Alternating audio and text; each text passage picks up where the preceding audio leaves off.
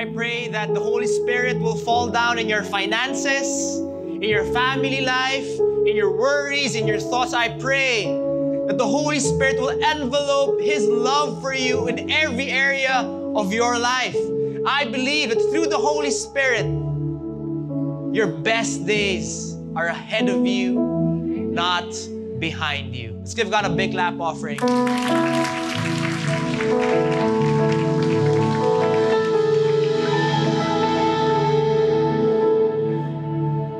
Hi everybody, my name is Brother J. Paul Hernandez. I want to welcome you home to Feast Magnolia. Please tell each one, welcome home.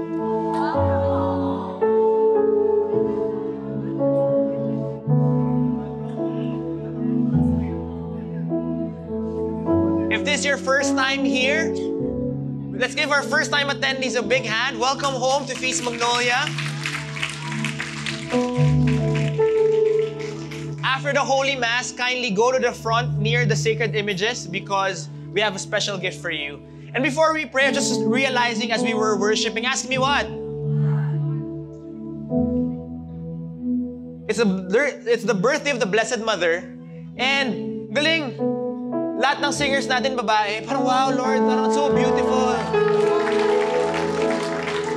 Because we celebrate the power of women, it's because the Bible, or in Christian tradition, the first, in antiquity, it's the Christian history that elevated the importance of women in history, in life. So we celebrate the yes of Mama Mary, her fiat, her life, because without her, we won't be here.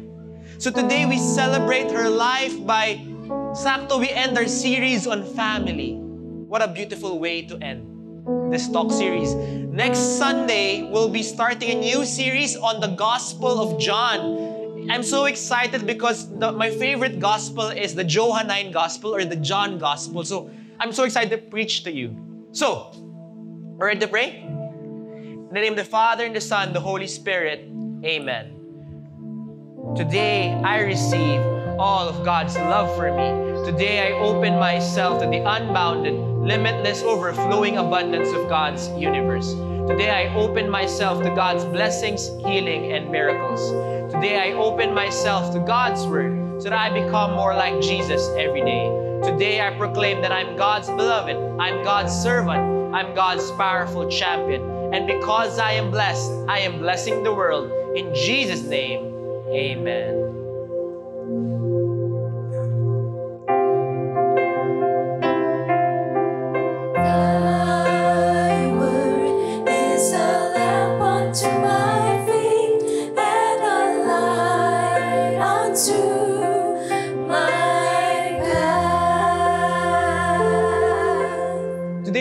Our series under one roof with a strong declaration.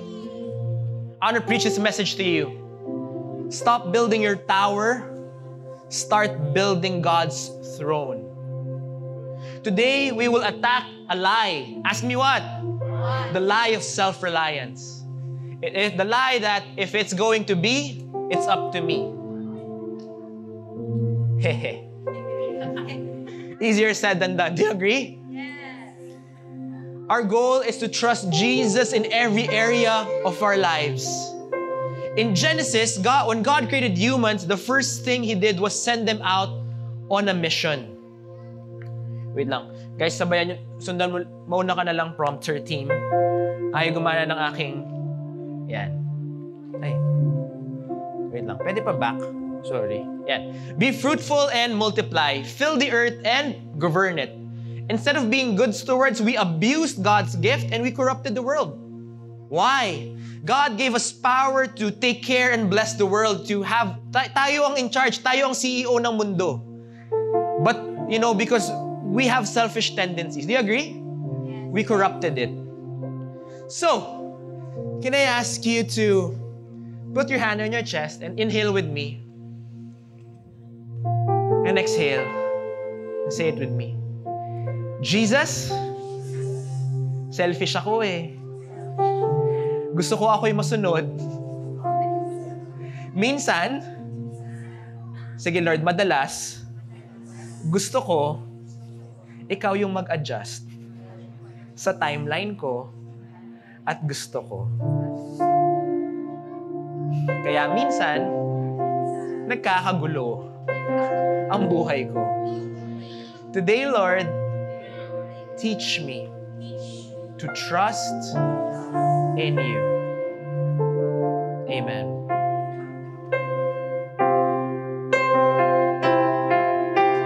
Thy word is a lamp unto my feet and a light unto my path. Can you give God a big clap offering? Can you hug as many people as you can and tell them God loves you?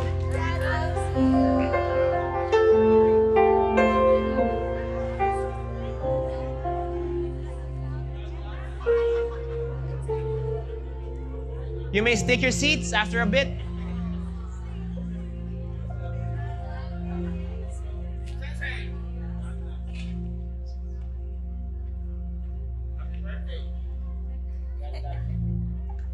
Can I ask a question? Ask me what?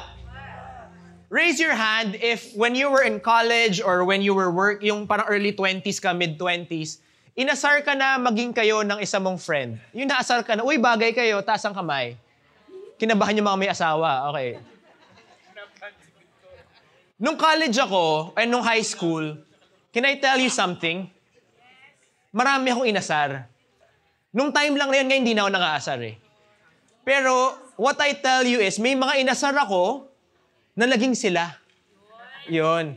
So, I studied in Taft, I studied in LaSalle.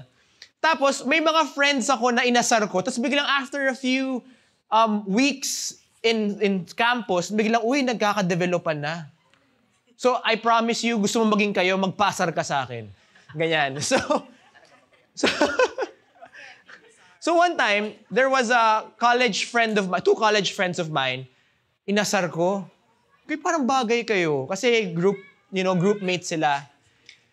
And medyo eventually, nakita namin, sabay na sila umuwi or saan nagkaka-develop na. But here's the problem. Ask me what? My college friends were struggling because it was a Filipino and Chinoy love story. Grabe yung drama. Because may Great Wall, tapos may issue, ganyan-ganyan. And you know what I did? Because I was supportive of love. Alam mo, hopeless romantic talaga ako. I would lie to the parents of my classmates. Kunyari, may group project kami para magkita sila, yung ganyan.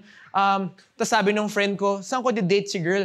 Sabi niya, bro, okay bang dalhin ko siya sa Harrison Plaza? Kung baduy mo naman. Grabe, Glorieta mo naman. No? Rob Ermita, ganyan. And you know, we lied for them for how many weeks and terms. After college, you know what happened? Ask me what? The girl studied in Shanghai. The guy, did his own career and nag-break sila. Sabi ko, nagsinungaling pa ako, magbe-break din kayo. And a lot of the reason of their breakup was not because they didn't love each other, was because of differences in culture and life. Yes? Na-realize nila, hindi sila worth fighting for. Yun lang talaga. And why am I sharing this? Because a lot of us do not have breakthroughs in life or breakthroughs in relationships because of one simple thing. We focus on differences instead of similarities. Do you agree? When you go to the States, for example, here in the Philippines or in Asia, pag Pinoy daw, jungle Asian, pag Korean, mas glass skin Asian. Pero when we're in America, most Asians, what unites us? Ask me what? Rice. So today's talk, we want to focus on how focusing on our differences can harm us. God planned to create a beautiful partnership between God and man, but instead of filling the earth with God's presence, it says, now God saw the earth had become corrupt and it was filled with violence. It was so bad in Genesis 11 that man wanted to overthrow God. Ito yung nangyari. Then they said, come, let us build ourselves a city with a tower that reaches to the heavens so that we may make a name for ourselves Otherwise, we will be scattered over the face of the whole earth. Grabe. Let's do a Bible study. Okay lang ba? In ancient times, people believed that the sky, it was called the firmament, was God's throne. So wala pa silang physics or any scientific knowledge nung time na yun. So, when man wanted to go to sky, it was a symbolism that man wanted to be God. They wanted to overthrow God. And instead of being fruitful, they wanted to bear fruit, they wanted to keep their fruits for them. And this is a mindset we have. Anong tawag doon? Tayo lang. Narinig mo na yun? Tayo lang. Even when there's a conference, what happens? Oh, talaga, mga Feast Magnolia, tayo sama-sama. Diba? When I go to companies, pagka may problem culturally, because I do consulting, alam mo what sometimes the issue is? Oh, the Bisaya stay with each other, the Ilonggo stay with each other, the Ilocano stay with each other. So, hindi nag-uusap yung mga staff. So, nagkakasilo. So, anyway, when we have this tayo lang mindset, we focus on tayo lang, iba kayo sa akin. We call this the Tower of Babel. But I encourage you that we focus on the Tower of Babel and let's call it Tower of Babylon. Can you say it with me? Tower of Babylon. It's the same word in Hebrew. Babel is Babylon. By calling it Tower of Babylon, we cannot connect it to the author, what the author was pointing to. It was a tyrannical empire that conquered Israel in 587 BC. How do we know this? Because Genesis was compiled and edited during the Babylonian captivity. They were writing about their hugot. Babylon was one of the most powerful empires during biblical times. Like many empires, they were violent and aggressive, conquering many peoples through military force. They massacred, pillaged, and robbed cities. It was the Babylonians who took Jerusalem and smashed the temple into ruins. Dineport sila, hiniwa-hiwalay, and reduced Israel to ashes. My dear friends, my dear Magnolians, the Tower of Babylon also shows our ugly desire to dominate and trample on others for our selfish wants. The biblical writers saw the Tower of Babylon as a peg for what our scholars call an archetype. Diba who watched Marvel movies? All right. Diba the archetype story of Avengers Endgame is a heist. Civil War was a spy movie. So may archetype na sino-story, di ba? The best stories are the hero's journey like Lion King. So they based it on an archetype of two ugly behaviors. Number 1, God rebellion. And number 2, self-absorption, which endangers others. Today, the Empire of Babylon is long gone. You know what happened? In 539 BC, Persia crushed it. Sila naman yung bagong empire. Alam niyo nangyayari? What the world is, may powerful, may bagong mas powerful. Before, it was United Kingdom, then it became the United States. Then eventually, it's gonna be another country. It's the cycle of human history. Do you agree? Sorry, alam nyo, so mahilig ako sa history. Sino mahilig sa history? Okay, lalang. Hindi except yung history ng past, ha? Alam niyo na. But the spirit of Babylon is still alive and kicking day. Whenever we raise our name, insisting on our definitions of good and evil apart from God, we create Babylon in our lives. Babylon can represent any government, political group, business, church, or family that unites for the wrong reason. Once again, for God rebellion and self-absorption. Look at the troubles of today. You'll find the fingerprints of Babylon. Ano yun? Oppression, poverty, injustice, corruption. I have a few friends in Israel and Palestine and hirap na hirap pa rin sila. Tayo, nauulanan. At diba, grabe tayong hirap na hirap tayo sa ulan. Agree? And I was talking to a friend who lives in Palestine and we were chatting and they're still struggle. Every day they're afraid. And it's hard to think about it because iba yung lens natin.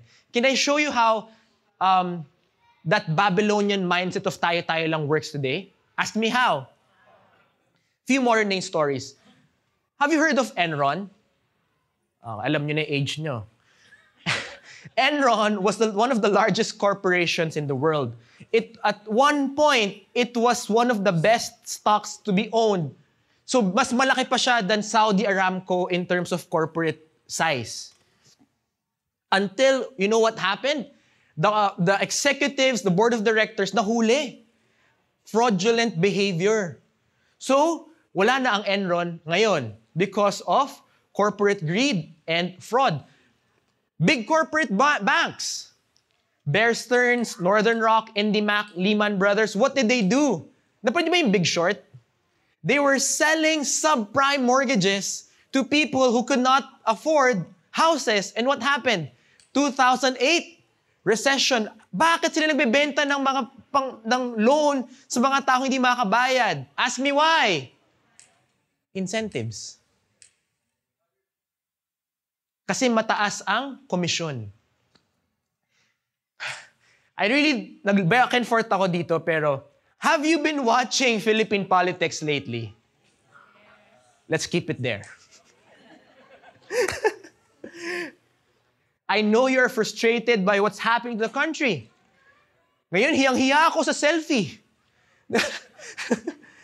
Again, I keep it there. Have you heard of Catholic, Protestant, Muslim, or church scandals? These are stories that affect all of us. Why? Because someone in one organization and another decided to be selfish. Inuna ang sarili. Today, it happens to our families too. I've seen fathers who did not want to work for their children. I've seen moms who don't want to take care of their sick children. They'd rather work than care for their family. Loving our biological family is essential. But, can you say but? It cannot end there. God designed our little family, the father, the mother, the older sister, older brother, grandparents, uncles and aunts, to be the moral foundation of society. The best values is in the family and the primary church to bring us closer to God. Sorry, sumabay. We need strong families or the world will collapse. Do you agree? But to follow God, loving our family is not enough. We love our families. That's wonderful. But if it's good if we have this culture of family first. Say it with me, family first culture. That's good. But sadly, in our nation, we have another problem. Ask me what? Family-only paradigm. Narinig niyo na yan? Ano yung mindset na to? As long as my children are fed, as long as I can give my kids the best, I'm happy. As long as they're in exclusive school, we can travel multiple times a year, okay na kami. We grew up in that society, agree? Tayo-tayo lang. I've seen people who did not want to share extra meal sa mga namumulube, lalo na in Santolan or Tigas Ave. Grabe ang dami dyan. But we don't want to share our food kasi para sa atin, we spent good money for it. But sila wala nang makain. Can I give you a few statistics? Did you know that 95 kids die from malnutrition in the Philippines every single day? And this is what breaks my heart. 13% of all Filipino children suffer from malnutrition. And what happens from this malnutrition? Ask me what? They will grow up underdeveloped. They will grow small, and their brains will not be as smart as you. So what happens? They will be condemned to poverty. Again, the cycle will repeat itself. Why? Because of Babylonian thinking, tayo lang. Pag nagbigay ako sa mahirap, baka maubusan ng pamilya ko. Baka pag tumulong ako sa'yo, mawala nang matira sa akin. But God calls us to love more than just our family. God wants us to love beyond the handful of people who look like us, think like us, act like us, eat like us, and laugh like us. And what is the antidote of the Lord for this kind of thinking? Jesus. Jesus came to free us from Babylon. He calls us to be part of His family of families. A spiritual community that is much wilder and weirder. In His church, people come from different bloodlines, backgrounds, and beliefs. Yet, we are still called to love each other. When Jesus was on earth, He formed His Jewish disciples into a family where the basis of entry was no longer biological, but spiritual. People who do His will, people who follow Jesus. The result, crazy. Halo-halo, chop suey. Sarap ng chop suey siguro, no? Ang halo-halo. Little Quiapo, nakikrave ako. Little Quiapo and Manila Pen halo-halo. He created a diverse group of Jews of all shapes, stripes, and sizes. From corrupt tax collectors, a woman who had problems with 7 demons, an uneducated fisherman, and demoniacs. They were all different. But that was just the start. Slowly, Jesus widened His circle outside of the Jewish people. One day, Jesus talked to a Samaritan woman with 5 husbands. Grabe, ganda niya, haba ng hair, 5 asawa. And because of that one conversation, you know what happened? They were in Jacob's well. Because of that conversation, an entire Samaritan village heard about Christ.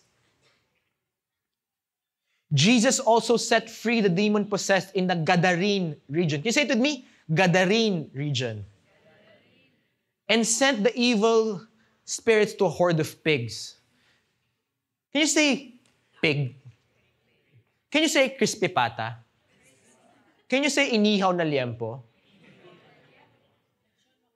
Can you say lechon Macau? Can you say humba? Okay, nagutom na ba kayo? Okay. Yun ang goal ko magutom kayo. You see, why is this important? Ask me why. Jewish people see pigs as dirty. So what does this mean? When there is a pig discussion in the scripture, it means it's not in Israel. That area was outside of their area, yung kung saan sila tumitira. Bakit importante to? Because Jesus will go to where people are not, where people are. Hold on to the person beside you. Tignan mo siya ng mabuti. At sabihin mo sa kanya, sige na, hawakan mo kamay niya. Sabihin mo sa kanya, God will meet you where you are. I don't know if you know this, but there are actually 2 multiplication stories in the Bible. Huh? The first time, it was Jesus feeding 5,000 men. These were Jews. The second time, Jesus went to Decapolis. Can you say it with me? Decapolis. Or 10 towns where the non-Jews lived around Israel. Here, He fed 4,000 Gentiles. Jews and Gentiles followed Jesus. So who are we in the story? Ask me who? Because we don't have Jewish descent, we're all Gentiles.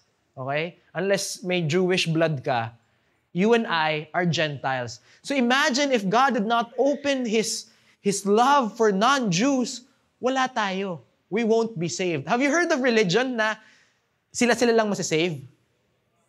Yes? Di ba may ganon? Hindi ganon ang Diyos natin.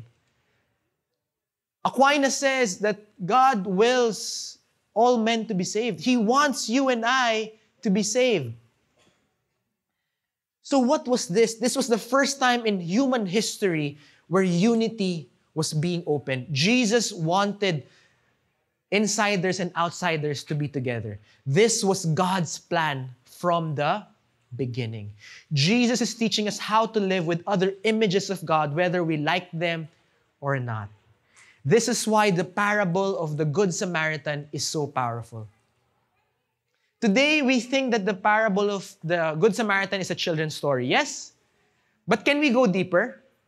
Okay lang? Jews hated Samaritans and vice versa. Siguro, hate parang ano siya,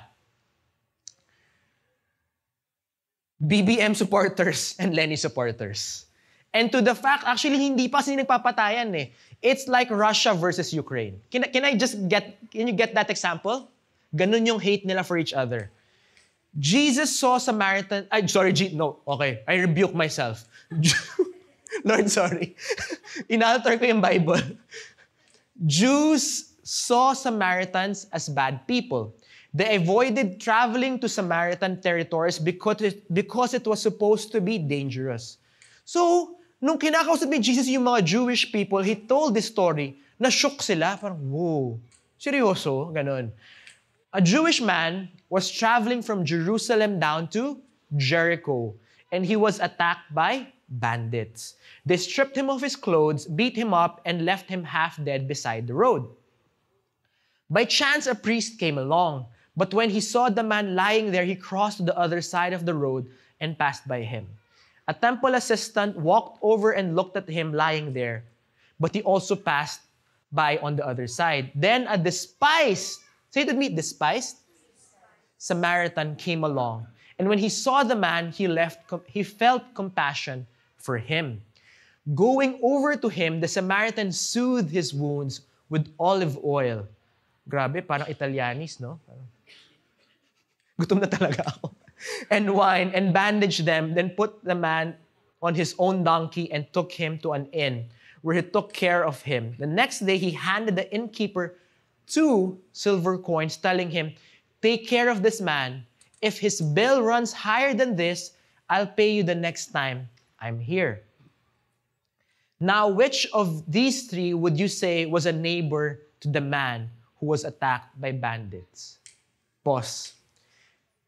In Genesis, when Abel asked, ano sabi niya? Am I my brother's keeper? We're all our brother's keeper. We are all neighbors, and neighbors were brothers and sisters. Jesus asked the man and replied, "The one who showed him mercy."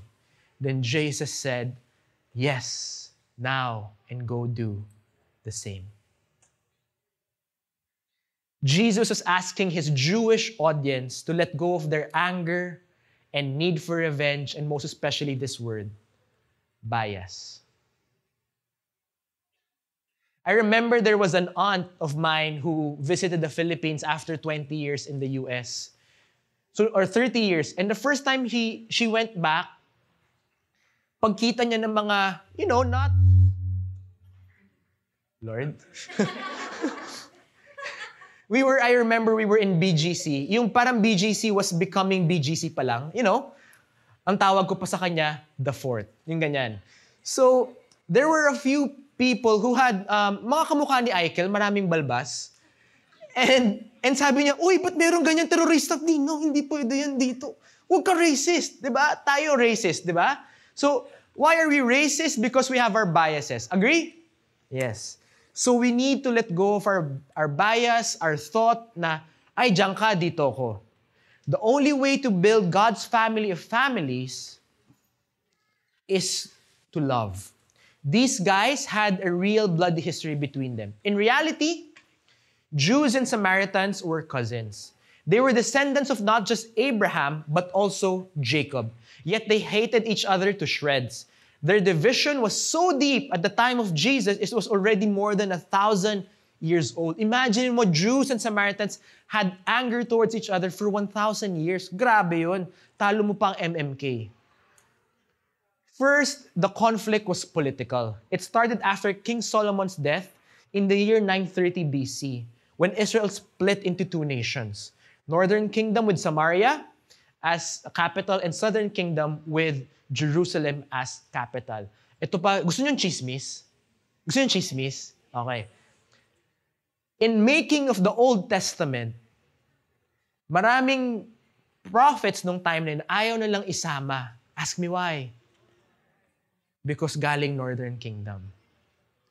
Si Elijah and Elisha lang yung sikat na tinanggap. But most of the prophets we know come from the southern kingdom. Wala lang. Gusto ko lang. At least may chismis kayo for the day. Second, it was racial. When the Assyrian Empire conquered the northern kingdom in 722 BC, it settled foreigners in the land who intermarried with the locals.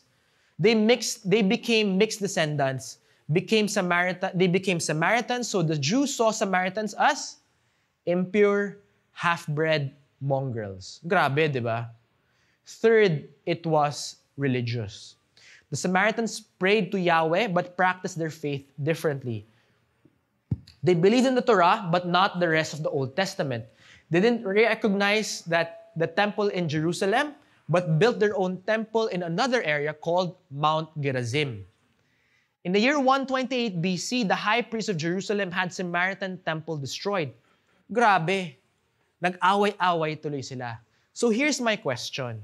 Can you inhale and exhale? Who is your Samaritan?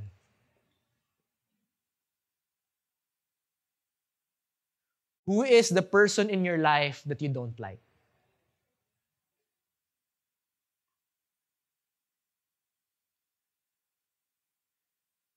Can you be Jesus to this person? Because here's the thing. The person you don't like, the person who hurt you, yun na-imagine mo pala yung mukha niya sa mind mo, naiinis ka na, yung kumukulo na 180/120 na yung BP mo kagad. The truth is this. That person that boils your blood is also a child of God. Lord, hindi! Jesus is calling us to see the person who hurt us as a child of God. And this is how we destroy the Tower of Babylon in our lives and build God's throne. That is the only way we can live in God's family of families. While in Babylon, the Babylon mindset is plaguing every area of our lives. But here in the feast, we're doing something. Here, we welcome alcoholics. We welcome addicts. We welcome people from broken families, anak ng broken family. We welcome people na kabit, people na walang pera, may pera, people na may pimples, people na walang pimples. Whoever you are welcome here.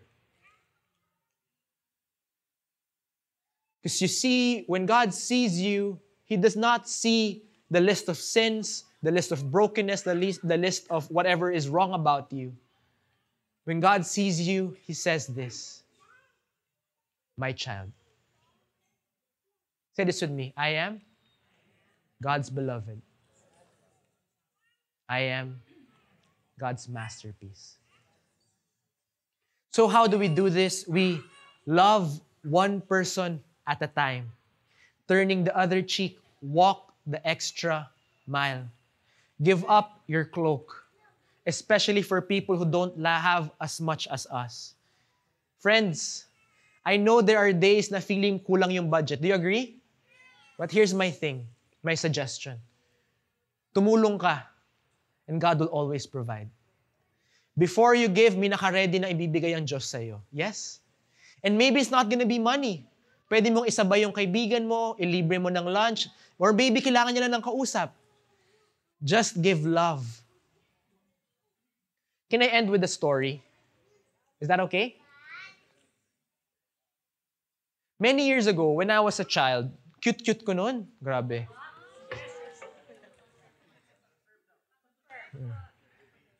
Hanggang ngayon naman, di ba? It's debatable. But according to my baby girl, ay naman yung tingin sa akin ng baby girl ko ni Mary, parang gwapong-gwapo siya sa akin. Anak ko siya eh.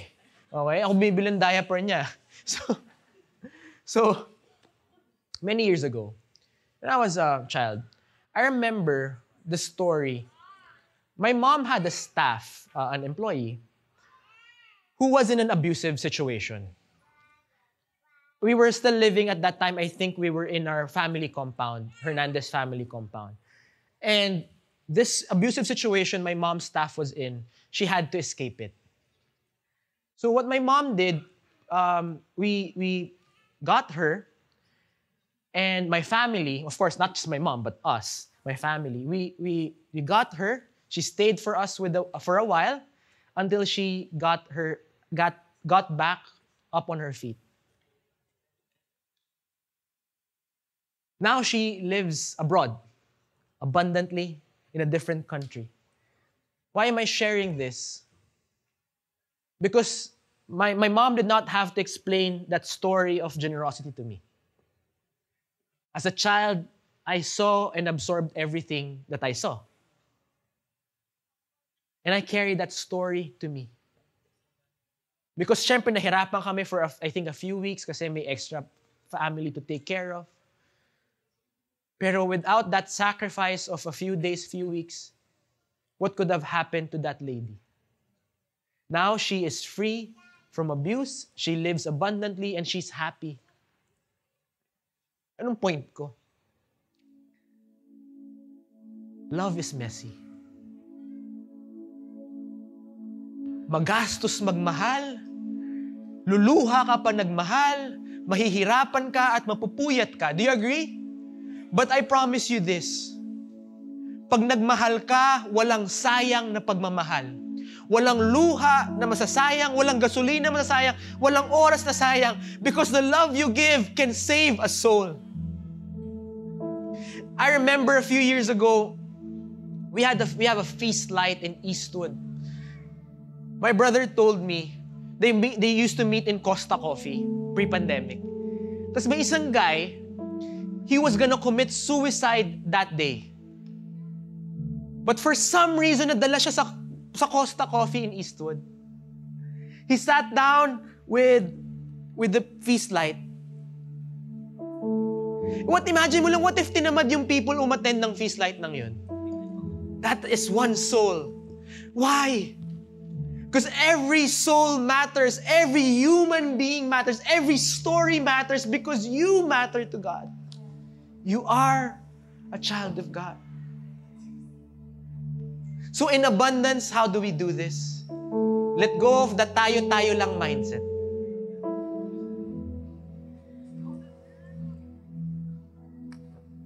Magmahal ka, kahit magastos, mahirap, at maraming sacrifices.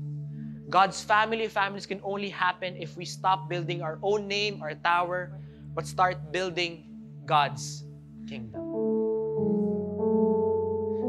Pero maybe you're telling me, bro, ang hirap. I know. So we do this. We trust Jesus. Can you all inhale? And exhale. We're gonna do something different. We're gonna reflect. Is that okay? We're gonna contemplate a little bit more today. Can you close your eyes? Can I ask you to think about your worries and your finances, in your abundance, your business, na bakit mahirap mag-share? Bakit mahirap maging generous sa time, sa talent, sa treasure? Bakit ka nahihirapan?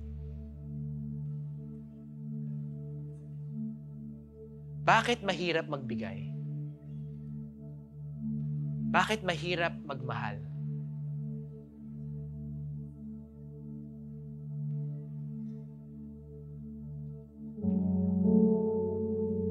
I invite you to surrender your worries to Jesus and say this with me. Jesus, I trust in you. Hold on to that line for a few moments and let Jesus talk to you.